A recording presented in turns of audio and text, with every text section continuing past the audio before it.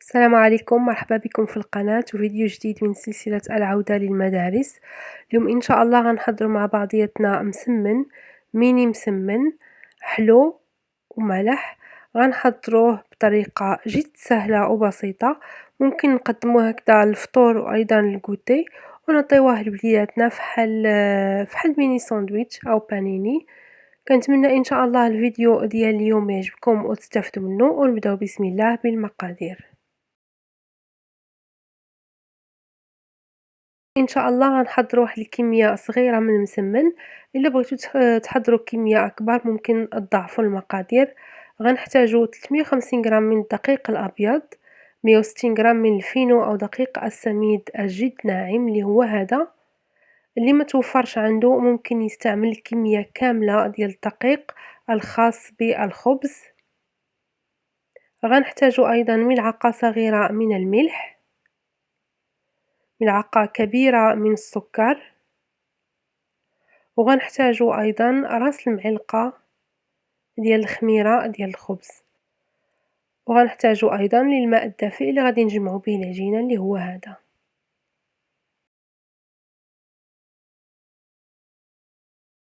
غادي نبداو إن شاء الله بالعمل ديال هاد المسمن.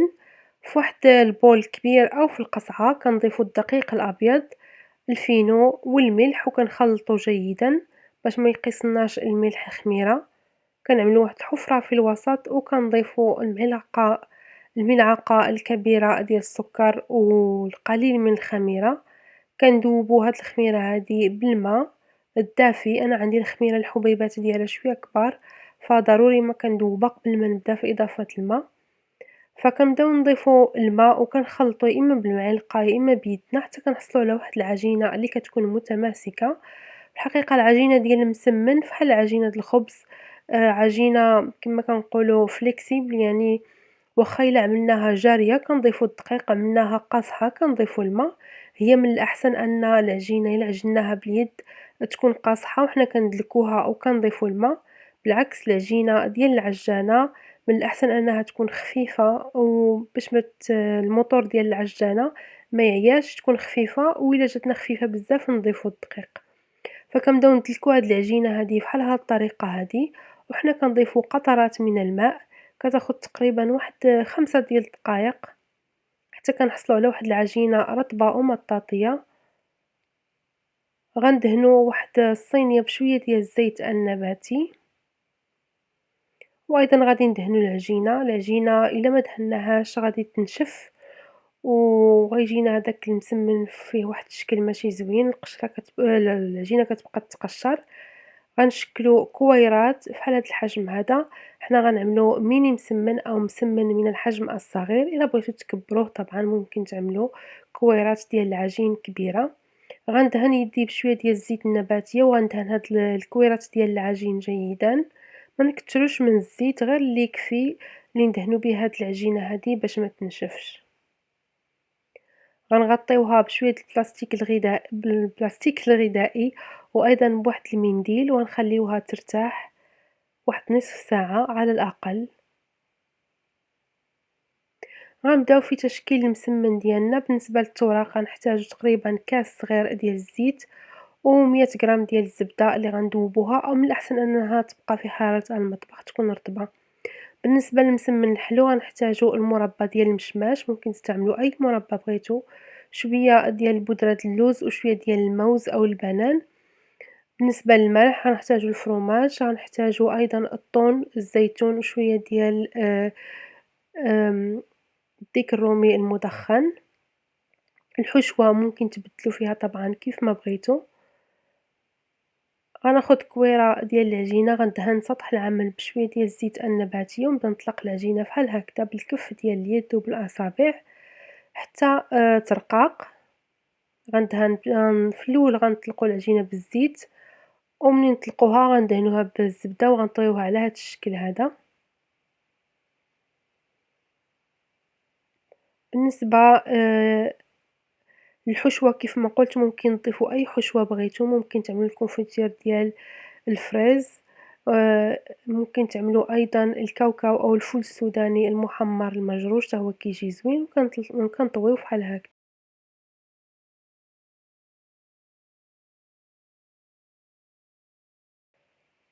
كنستمروا بنفس الطريقة، كنطلقوا العجينة بالكف وبالأصابع بحال هكذا، كنحاولوا أننا ما نقطعوش العجينة لأننا إلا قطعناها غتخرج لنا الحشوة بزاف، فغير بشوية كنبقاو نطلقوها بحال هكذا. كيف ما قلت في الأول كنطلقو غير بالزيت النباتية حتى كنساليو الطليق، عاد كندهنوها بالزبدة وكنطويو بحال هكذا على شكل ظرف.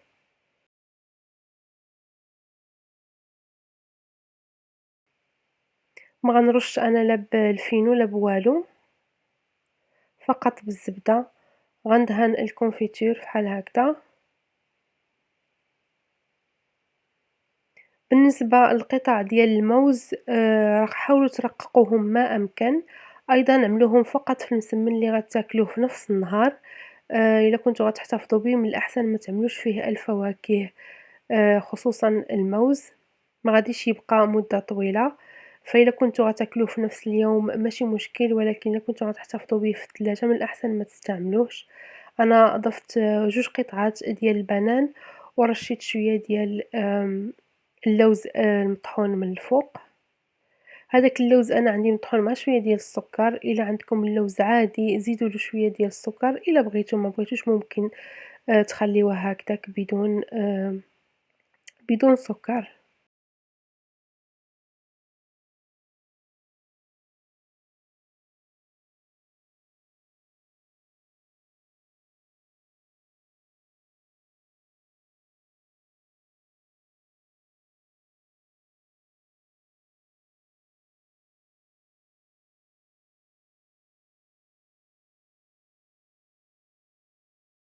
بالنسبة لهاد القطعة هادي أنا دهنتها كاملة بالمربى. ممكن تستعملوا العسل إلا كان ثقيل، ولكن هداك العسل اللي كيكون خفيف من الأحسن ما تستعملوش، لأنه ملي غتكونوا كطيبوا المسمن غادي يسخن هداك العسل وغادي يذوب ويخرج من المسمن.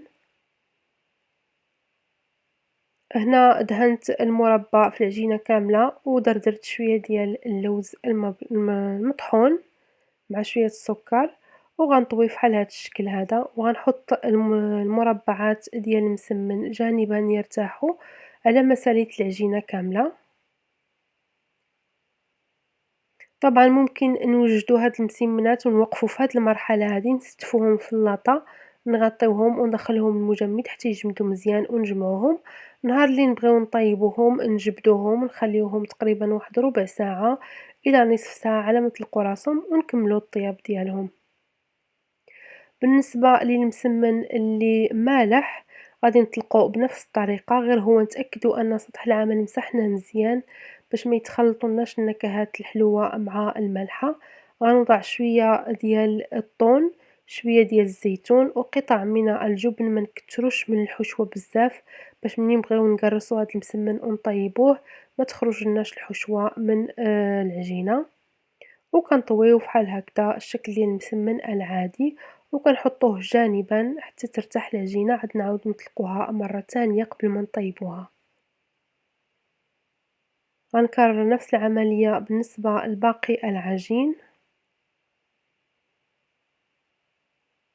كنطلقو دائما بالزيت، وملي كنساليو الطليق كندهنو بالزبدة وكنطويو على شكل ظرف. بالنسبة لهاد القطعة هادي غنوضع شوية ديال الديك الرومي المدخن،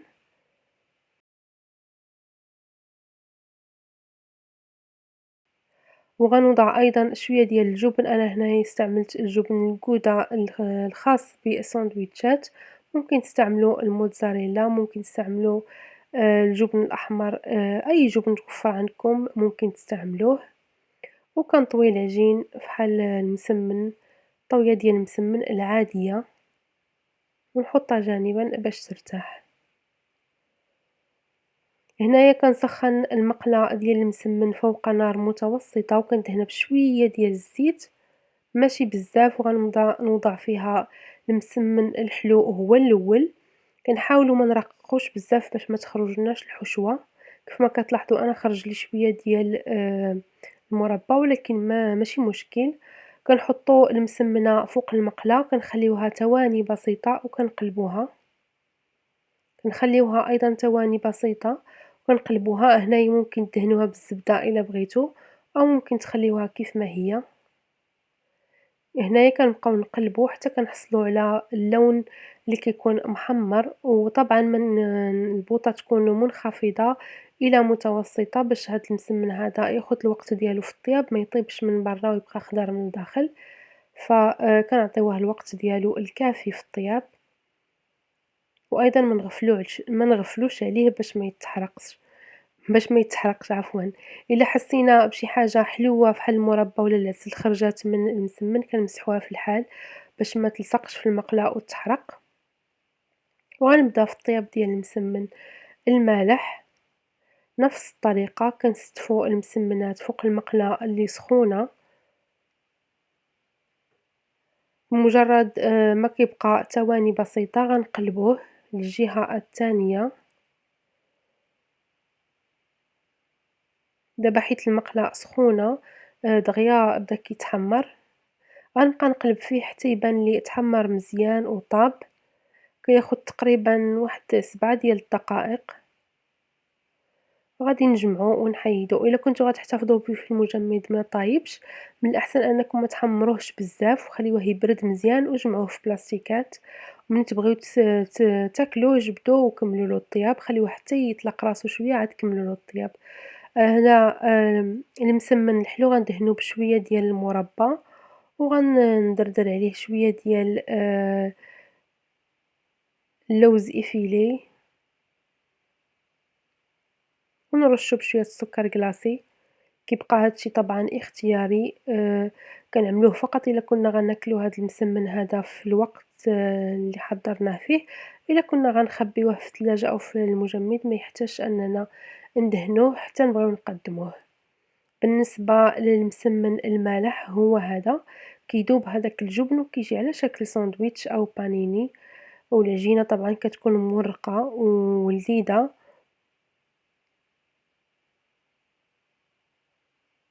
طبعًا ممكن نزوّقوه طماطم هكذا صغيرة نقطعوها على جوج، نعملو قطعة ديال الجبن ونزوقوه من الفوق بهذاك الكوردون إلا بغينا. أنا خليته هكذا سامبل.